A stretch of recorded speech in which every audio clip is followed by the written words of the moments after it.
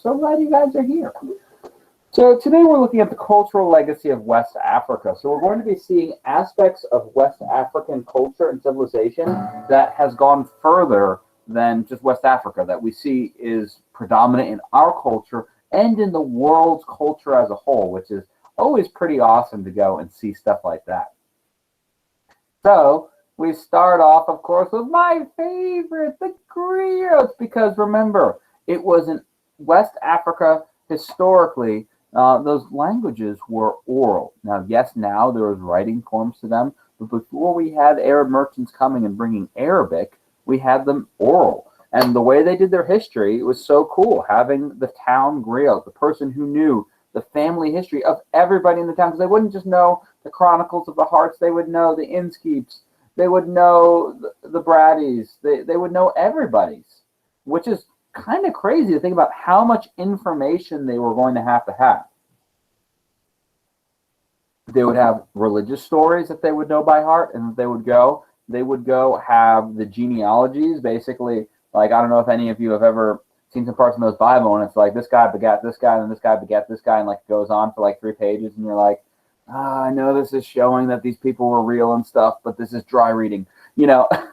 So like all these things, like talking about the whole family history, like knowing, okay, well, Joel's daddy was this, and his daddy was this guy, and this daddy was this guy, and this daddy was this, like going up to the great great great great great great great grand Joel. You know, it's pretty impressive. And they said that some of these griots could literally go on for days with all of the stuff they had stuck in their brain noggin, which is pretty impressive because our memories just aren't like that anymore because now we're accustomed to being able to write.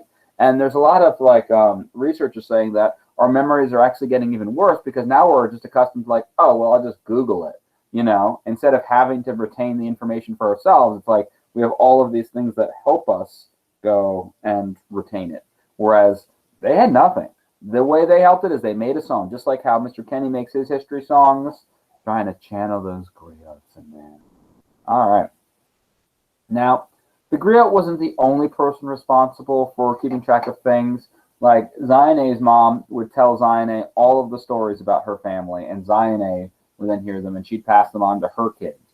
Just same thing where, like, you know, Roger will pass down his family stories to his kids, because that's what they had. They had oral history. Another thing that you might not realize is folk tales have a lot of West African influences as well.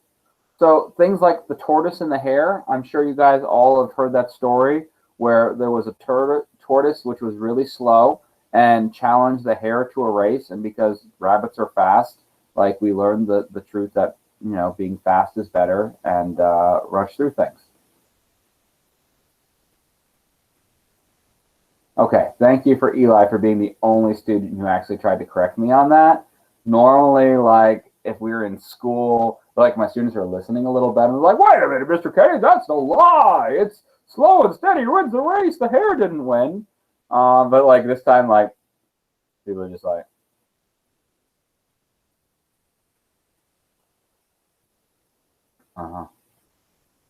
come on, folks. All right, yes, the tortoise did win. They kept going where the hare was prideful and mean.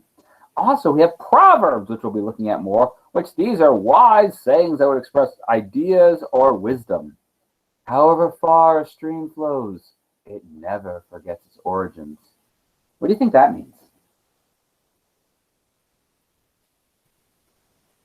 What do we think that means? However far a stream flows, it never forgets its origin.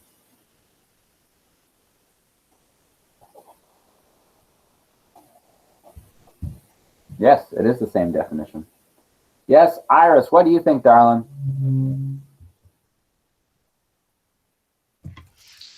I think it means like no matter how far somebody gets from home, they never forget their home. Yeah, forget their home or forget who they are. Very good. Love it. Here's another one. Every time an old man dies, it is as if a library has burnt down. What do you think, Mr. Blay? I think it means that as in like your family history and everything that you've known is gone once you die, because like you could be like an only child, and once you die, like that's where your family history just ends. Yeah. Well, and it's the thing too is remember they do oral history, and so like West African culture often has a real reverence for their elders because they're old, they've experienced a lot, they know all the stories. I mean, I think about how my stepfather, his dad was like knew everything and had like amazing stories about all of the things he had done in his life. Like this guy is like, oh yeah, we worked at AT&T for a little while, and they had this problem, so we were in like a bunker figuring this problem out. And it's like, oh, you took part in like major things. But when he passed away, it's gone. Those stories, no one's left to tell them, unfortunately. So now we do know that after Islam comes, many African proverbs and folk tales and other things are going to be written down, but in Arabic. All right, moving on to our next slide. Music, a part very special to me. Now, music is going to be incredibly important in West African culture. We're going to see that music was used for special events, occasions, reenacting historical events. And here are some of the instruments that were very popular in West Africa. Musical styles. We have adopted many West African musical styles. For example, call and response.